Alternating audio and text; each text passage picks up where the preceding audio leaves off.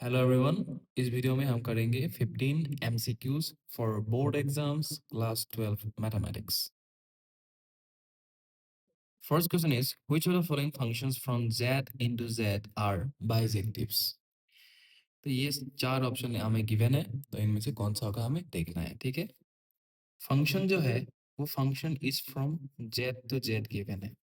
तो z का मतलब होता है सेट ऑफ इंटीजर्स। z का मतलब है सेट ऑफ इंटीजर्स, तो सेट ऑफ इंटीजर्स से सेट ऑफ इंटीजर्स तक जा रहा है।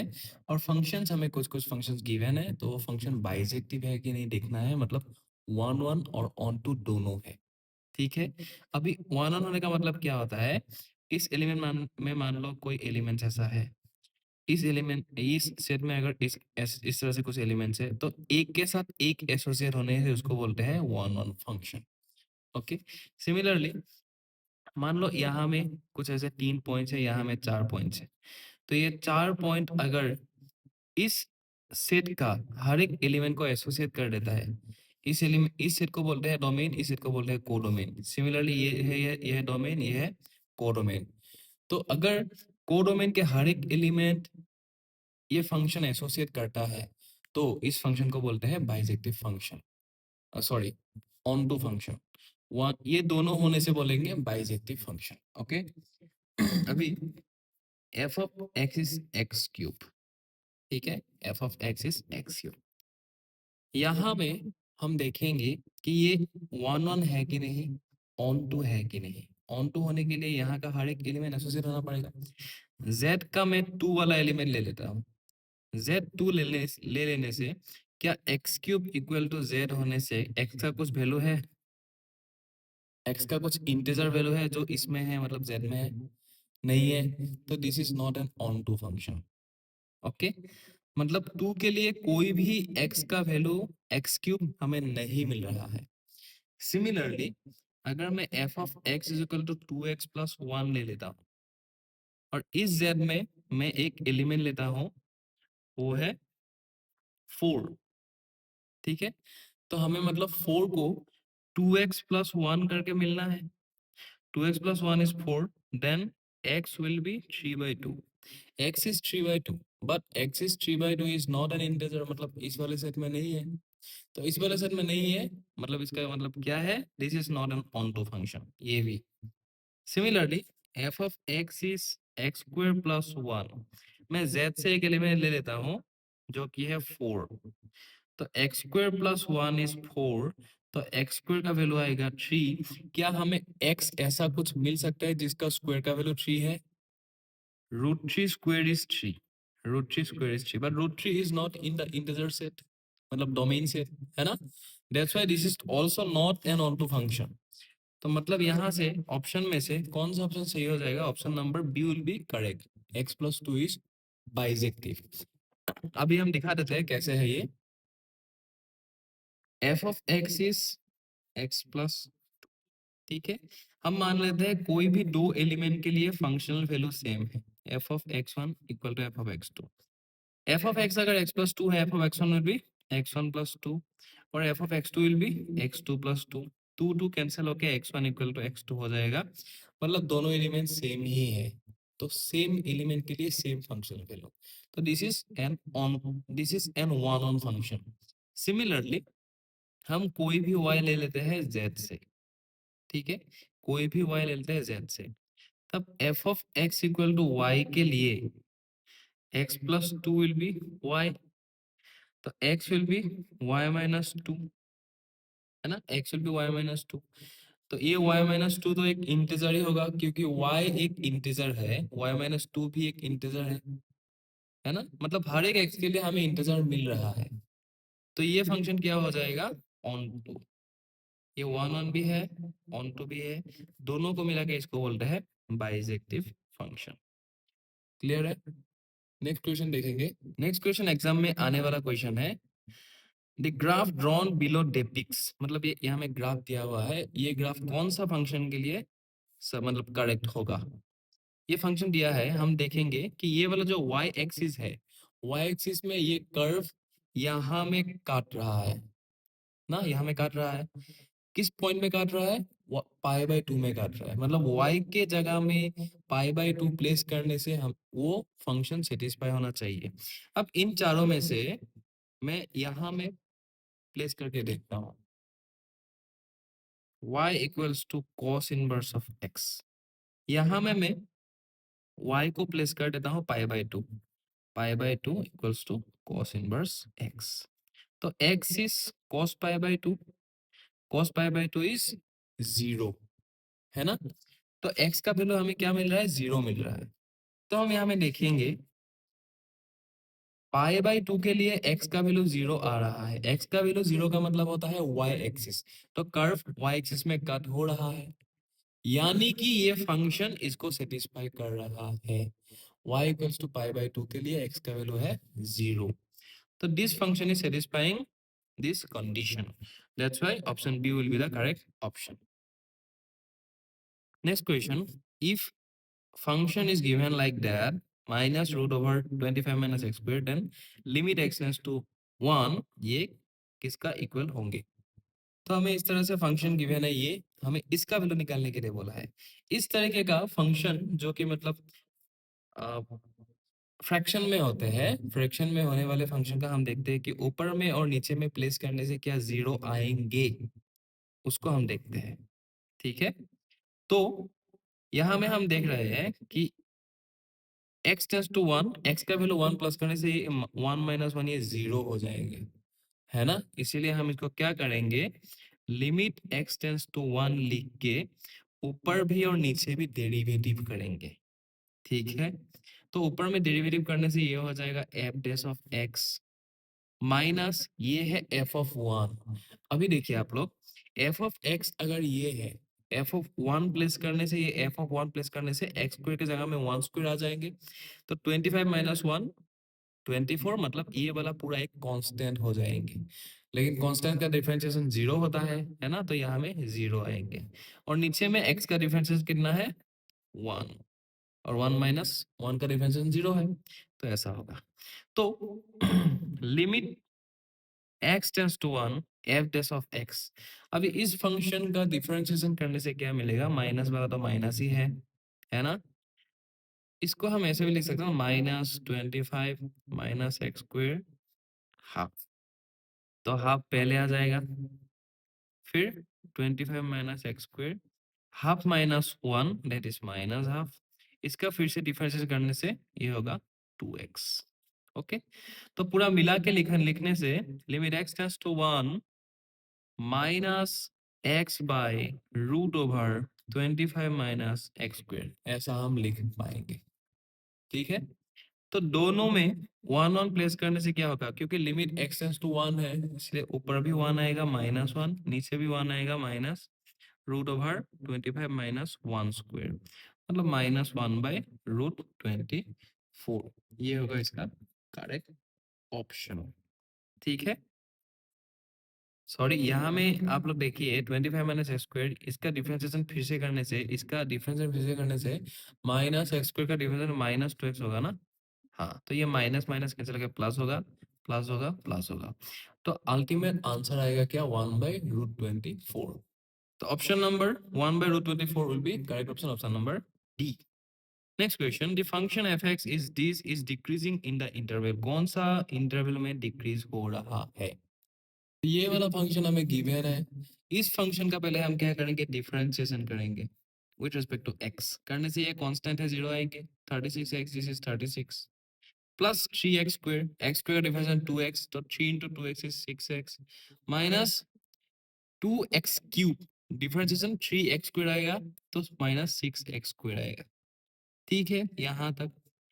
अभी x का कौन सा वैल्यू प्लेस करने से f dash x will be less than 0, ऐसा हमको पूछा है।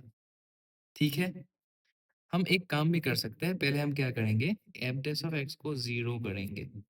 f डैश ऑफ x 0 होने से 36 plus 6x minus 6x square is 0, मतलब x square minus x minus 6 is 0, तो x square minus 5x plus x minus 6 will be 0, तो x को कॉमन लेने से x minus 5 plus sorry minus 3 plus 2x होना चाहिए था ये, sorry, x minus 3 plus 2 x minus 3 is 0। तो x प्लस 2 और x माइनस 3 इक्वल्स टू 0। तो x का वैल्यू एक मिलेगा -2, एक मिलेगा 3। ठीक है यहाँ तक। तो हमें इंटरवल कौन कौन सा मिला यहाँ पे, यहाँ में जो स्टेशनरी पॉइंट्स है हमें ये मिला। तो एक इंटरवल होगा माइनस इंफिनिटी लेके -2 तक, -2 से लेके 3 तक, और 3 से लेके इंफिनिटी तक, ये वाला होगा इंटरवल्स। अभी हम देखते हैं कोई भी एक पॉइंट यहाँ से लेके देखते हैं, ठीक है। -3 को यहाँ में प्लेस करके देखते हैं, x+2 और x-3 पे। यहाँ में -3 प्लेस करने से -3 plus 2 is -1, it is negative. और यहाँ में -3 ये भी नेगेटिव, दोनों नेगेटिव का प्रोडक्ट होके ये होगा पॉजिटिव, है ना। अभी तो पॉजिटिव होने से क्या हो जाएगा, एफ डेस एक्स अगर पॉजिटिव है तो इंक्रीजिंग हो गया, नहीं होगा। यहाँ से एक पॉइंट ले लेते हैं, -2 और 1, -2 और 3 के बीच में क्या है, 0 है।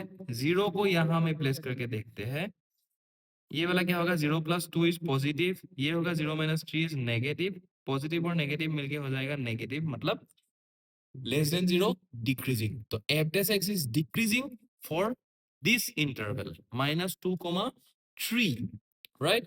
So in this interval the function will be decreasing because derivative at each of these, each of the point of this interval is decreasing.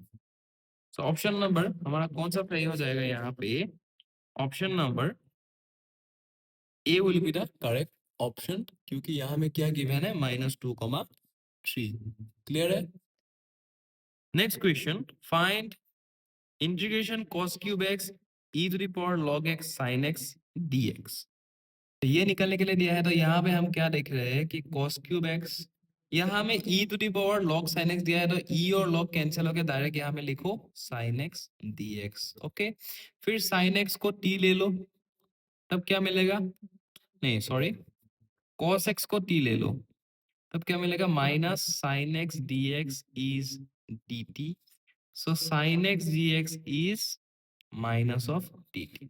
यहाँ में प्लेस करने से क्या होगा, इंटीग्रेशन cos x का हमने t लिया है, इसलिए ये होगा t क्यूब, और sine x D x is minus D T, इसलिए माइनस को यहाँ में लिखो डी टी लिखो। तो माइनस टी स्क्वायर का इंटीग्रेशन कितना, t cube by 3 plus c। तो माइनस t हमने क्या लिया था, cos x लिया था, तो cos cube x by 3 plus c। Sorry, यहाँ में मैंने क्या लिखा है, टी टू द पावर 2 लिखा है, टी टू द पावर 3 होगा क्योंकि cos क्यूब है ना, तो टी टू द पावर ये 4 बाय 4 हो जाएगा, cos to the power 4 by 4। तो ऑप्शन नंबर कौन सा सही हो जाएगा यहाँ पे, option number B will be the correct option, क्योंकि हमें क्या गिवन है, minus cos to the power 4x by 4 plus c। Next question is the area bounded by the curve y equals to root x, comma y axis and between the lines y equal to 0, y is equal to 3 is। तो यहाँ में हम क्या use करेंगे, definite integral use करेंगे, ठीक है। हमें इन सब कर्व्स, ये सब कर्व्स गिवन है और बिटवीन y इक्वल टू 0 और y इक्वल टू 3 के बीच में। तो पहले हम एक्स वाई प्लेन ड्रॉ कर लेते हैं।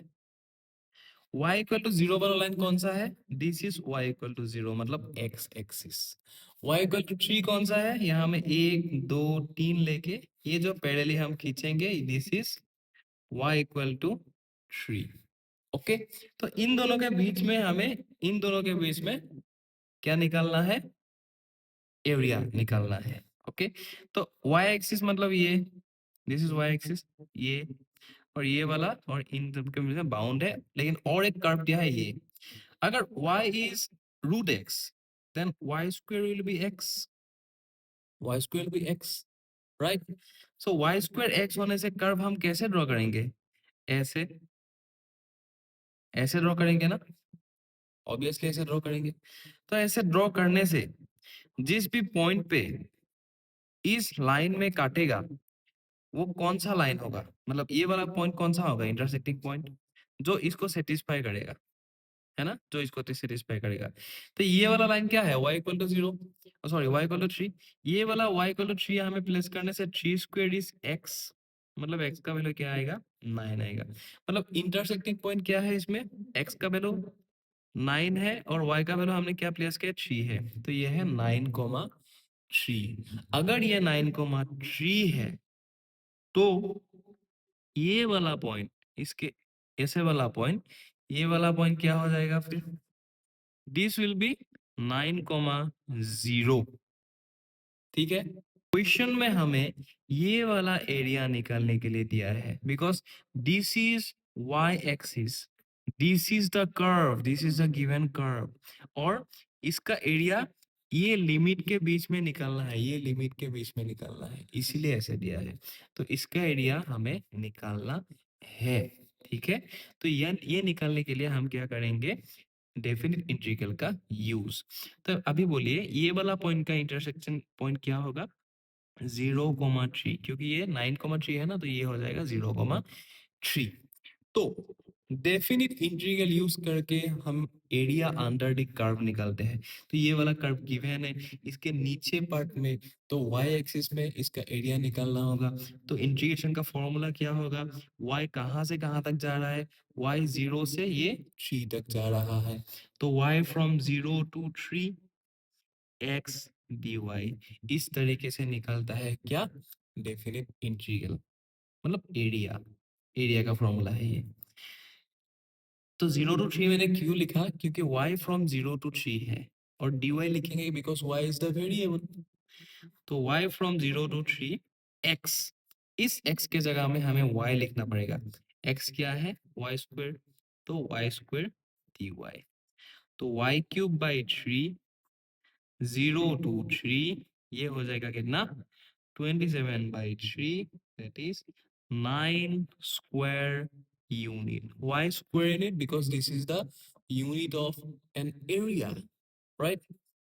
So हम देख लेते हैं कौन सा वाला ऑप्शन है, option number C will be the option number C will be the correct option, because हमें दिया है 9 स्क्वायर यूनिट्स।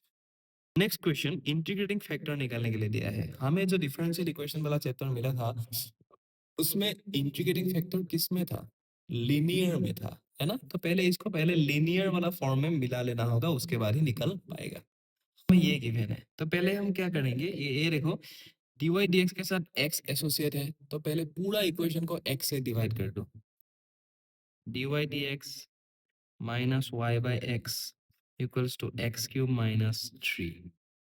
लीनियर इक्वेशन का फॉर्मेट क्या था, dy dx plus py equals to q, ऐसा था, जहां में p and q are the function of x and और कांस्टेंट्स, है ना।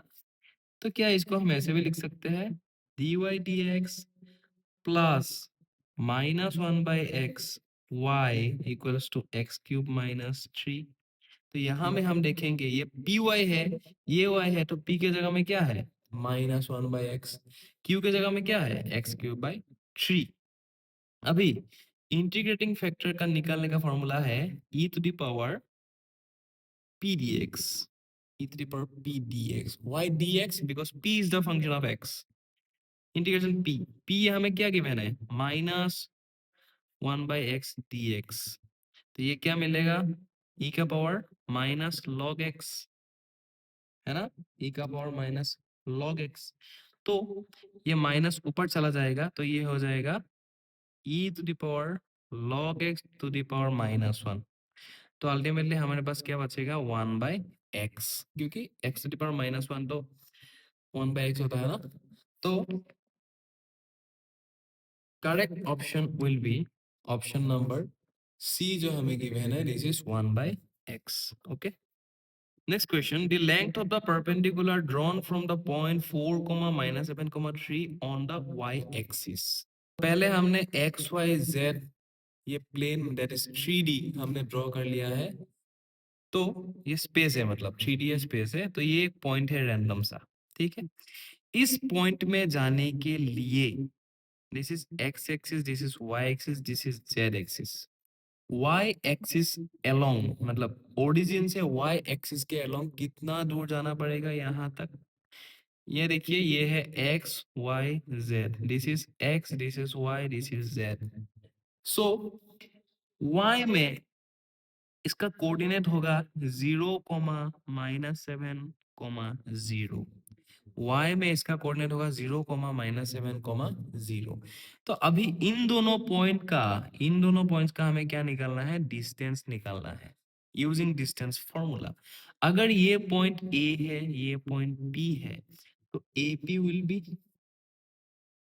√0 - 4 whole square plus -7 +7 whole square 0 - 3 whole square, मतलब √4 square 16, 3 square 9, that is √25, that is 5.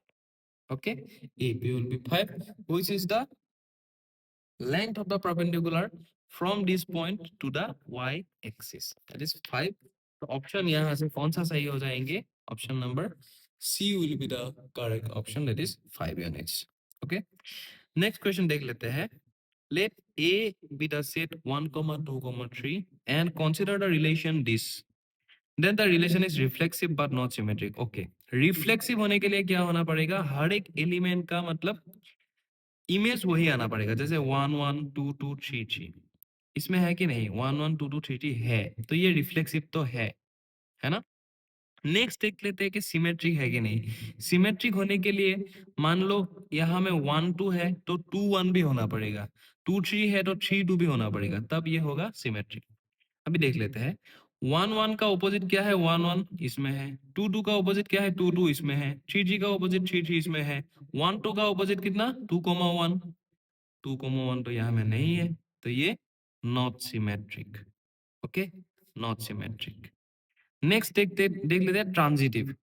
Transitive मतलब क्या, ये मान लो 1, 2 है और ये 2, 3 है, दोनों यहाँ में है, तो 1, 3 को भी यहाँ में होना पड़ेगा। 1, 2 है, 2, 3 है, तो 1, 3 को भी होना पड़ेगा। इस तरह से होने से इसको बोलते हैं ट्रांजिटिव।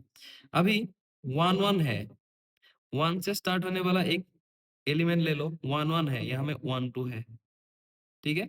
1, 1 और 1, 2 को मिला के 1, 2 होना पड़ेगा जो यहाँ में है। 1, 1 और 1, 1 को मिलाने से 1, 1 होना पड़ेगा जो इसमें है, ठीक है। तो 2, 3 है, 3, 2 है, 2, 2 भी तो यहाँ में है, ठीक है। 3, 3 है, 3, 2 है, तो 3, 2 भी यहाँ पे है। 1, 2 है, 2, 3 है, तो 1, 3 यहाँ में है। 2, 3 है, 3, 2 है, 2, 2 यहाँ में है। 1, 3 है, 3, 1 है, 1, 1 यहाँ में है। और 3, 1 है, 1, 3 है, 3, 3 भी यहाँ में है। तो ये क्या हो जाएंगे, ये ट्रांजिटिव हो जाएंगे, ठीक है, ये ट्रांजिटिव हो जाएंगे, लेकिन रिफ्लेक्सिव भी नहीं होंगे, सिमेट्रिक भी नहीं होंगे। तो यहाँ में ऑप्शन नंबर कौन सा सही होंगे, option number D, that is transitive only. Okay, तो आज के इस वीडियो में हमने इतना तक ही किया है। वेरी वेरी इंपॉर्टेंट ये सब MCQs है, तो हम ऐसे लाते रहेंगे चैनल पे। तो आप लोग प्लीज चैनल को सब्सक्राइब कर लीजिए फॉर द लेटेस्ट अपडेट्स। अगर अच्छा लगा हो तो लाइक कीजिए और शेयर भी कीजिए। Thank you.